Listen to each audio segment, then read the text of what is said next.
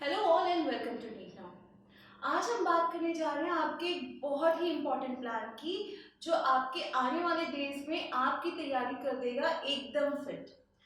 Video देखना बहुत ज़रूरी है, एंड तक देखिएगा क्योंकि मैं कुछ चीज़ें बताऊंगी जिसमें अगर आप वो फॉलो कर लेते हैं, 51 डेज बाकी हैं आपके नीट एग्जाम को, तो वो 50 डेज जो है वो आपके गोल्डन अपॉर्चुनिटी बन जाएंगे। एक एक करके बात करेंगे, पर पहले सब्सक्राइब करना ना भूलिए। साथ ही साथ अगर वीडियो अच्छा लगे तो लाइक करिए, शेयर करिए, बेल आइकन भी प्रेस करिए ताकि जब भी कोई हम नया वीडियो डालें तो आपके लिए एक नोटिफिकेशन आ जाए। तो जैसे मैंने कहा 51 डेज हैं, 50 डेज ही मान के चलिए, 1 डे तो आपको ये प्लान करने में ही लग जाएगा। 51 डेज हैं, 3 सब्जेक्ट्स हैं, राइट।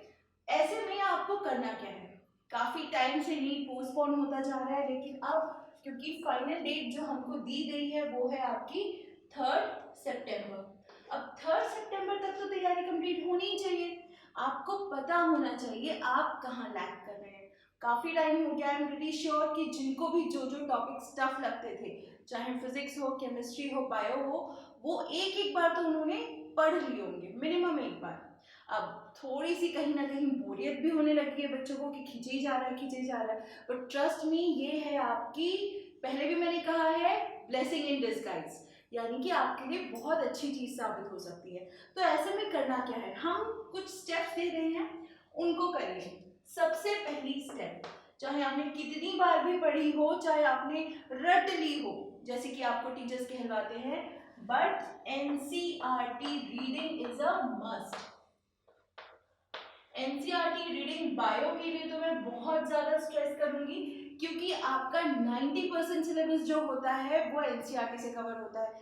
जितनी बार आप एनसीईआरटी पढ़ेंगे, जितनी बार आप उस चैप्टर को या उस कॉन्सेप्ट को बार बार पढ़ेंगे, उतना ज्यादा वो आपको समझ आएगा।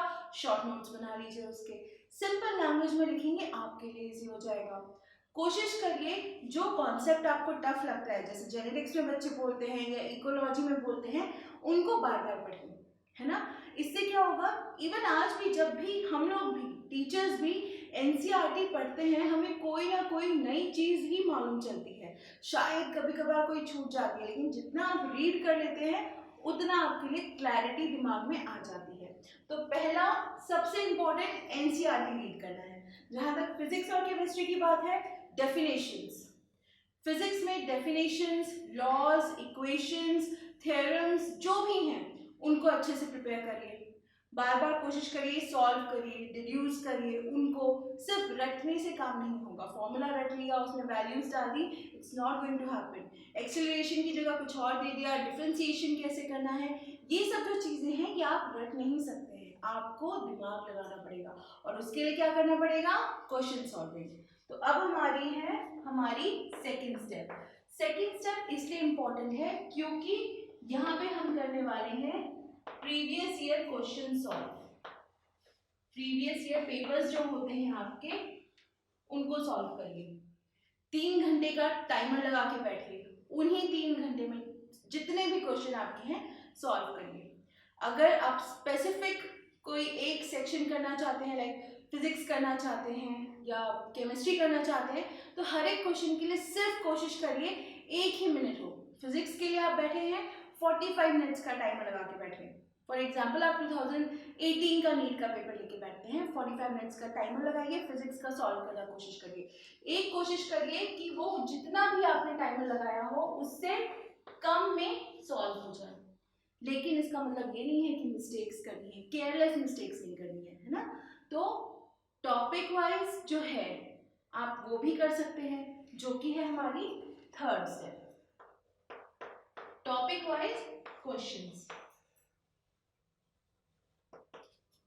मैं अपने दूसरे वीडियोस में भी जो रेगुलरली आपको पढ़ा रही हूँ, उसमें भी मैं कह रही हूँ कि जैसे मैं आपको एक कॉन्सेप्ट करवाती हूँ, उसके बाद तुरंत उसके क्वेश्चन सॉल्व कर लीजिए। इससे क्या होता है कि वो पर्टिकुलर कॉन्सेप्ट जो है वो आपके लिए क्लियर हो जाता है। तो यही चीज टॉपिक वाइज में आती है। प्रीवियस ईयर पेपर आपने सॉल्व किया, उसमें आपने जब उसको करेक्शन जब उसका किया, तब आपने देखा कि कोई पर्टिकुलर टॉपिक के या कोई पर्टिकुलर चैप्टर के जो क्वेश्चंस हैं वो आपसे ज्यादा गलत हो रहे हैं, तो वहां पे आप टॉपिक वाइज क्वेश्चन सॉल्व करेंगे।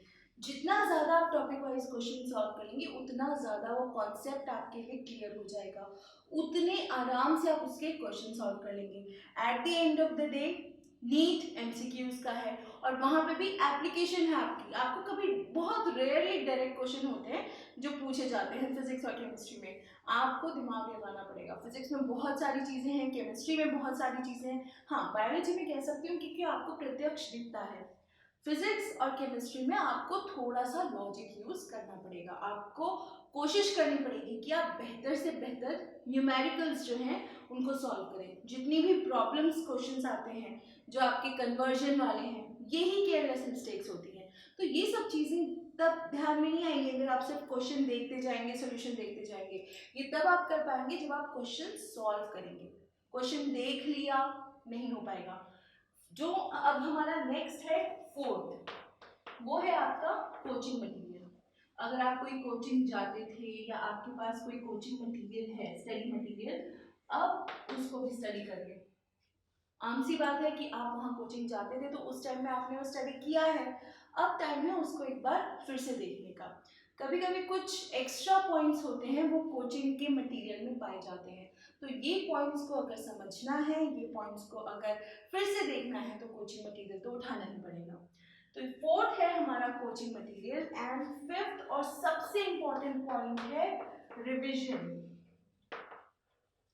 हार नहीं माननी है, टाइम बहुत जा चुका है, लेकिन इसका मतलब ये नहीं है कि आप रिवाइज करना छोड़ देंगे।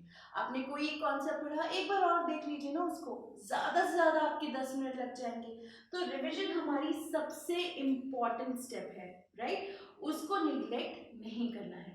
50 डेज है, 50 डेज में हर एक सब्जेक्ट को आप डेडिकेटेड डेज दे दीजिए, डेडिकेटेड आवर्स दे दीजिए कि इतने दिन मैं फिजिक्स करूंगा या करूंगी, इतने दिन केमिस्ट्री, इतने दिन बायोलॉजी। बायोलॉजी 90 क्वेश्चंस आते हैं तो थोड़ा सा ज़्यादा टाइम शायद लगे आपको रिवाइज करने में भी, थोड़ा सा दे दीजिए उसको ज़्यादा। But physics and chemistry tough होता है ज़्यादातर बच्चों के लिए, तो इसीलिए आपको डिवाइड करना जो है ये आपके ऊपर है। मैं आपको बता दूं कि चलिए फिजिक्स के लिए 10 डेज, केमिस्ट्री के लिए 10 डेज, बाकी टाइम बायोलॉजी। नहीं, आपको जो टफ लगता है, आपको जो डिफिकल्ट लगता है, आप उसके लिए ज़्यादा टाइम दीजिए। कोई एक यूनिवर्सल रूल नहीं है कि मैंने आपको बता दिया, मैंने आपको टाइम टेबल दे दिया, आपको उसी हिसाब से चलना है। जो चीज़ आपके ऊपर एप्लीकेबल है आपको सबसे अच्छी पता है। मुझे पता है मुझे इंटीग्रेशन टफ लगता है या फिर डिफ्रेंसिएशन टफ लगता है, तो मैं ऑब्वियसली उसको ज़्यादा टाइम दूंगी। कुछ ऐसे बच्चे हैं जिनको प्लांट फिजियोलॉजी बहुत टफ लगता होगा तो वो उसको ज़्यादा टाइम देंगे। जितना आप ब्रेक कर सकते हैं चैप्टर्स को, टॉपिक्स को, उतना ज़्यादा अच्छा होगा आपके लिए, क्योंकि आपको दिन एग्जैक्टली पता होगा। एक दिन एक्स्ट्रा है, 51 डेज है, एक दिन में बैठ के सिर्फ अपना प्लानर बनाइए, ट्रैकर बनाइए। नाम दिया है मैंने ट्यूसडे ट्रैकर। हर ट्यूसडे अपने आप को एक बार एक तरीके से जज करिए कि जो इस वीक का मेरा टारगेट था क्या वो पूरा हुआ। इतना कर लेंगे, आपके लिए ये पांचों स्टेप अगर उसमें इन्वॉल्व होती हैं, आपकी तैयारी एकदम अच्छी चलेगी। प्रीवियस ईयर क्वेश्चन और टॉपिक वाइज क्वेश्चन करने से आपके काफ़ी सारे क्वेश्चन भी सॉल्व हो जाएंगे। तो जो एक अलग से क्वेश्चन सॉल्व करने का जो कहते हैं ना कि सर पे रहता है कि हमेशा एक क्वेश्चन सॉल्व करने हैं, क्वेश्चन सॉल्व करने हैं, वो भी आपके लिए खत्म हो जाएगा। बट ये अगर सॉल्व करेंगे तो AIPMT, एम्स, असर्शन रीजन छोड़ के, बिकॉज वो आएंगे नहीं तो उसमें टाइम वेस्ट करने का कोई मतलब नहीं है। तो ये जितने भी प्रीवियस ईयर क्वेश्चंस हैं आप उनको सॉल्व कर लीजिए, आपका चैप्टर अपने आप बन जाएगा। तो आज का हमारा ट्यूसडे ट्रैकर है। Next Tuesday I definitely ask कि आपने क्या क्या किया। अगर कुछ और मेरे दिमाग में कोई शेड्यूल आता है जिससे आप लोगों को आसानी हो, कोई फ्लो चार्ट्स होंगे, then will surely help you out. बनाइए इसको एक दिन बैठ के, कंप्लीट करिए।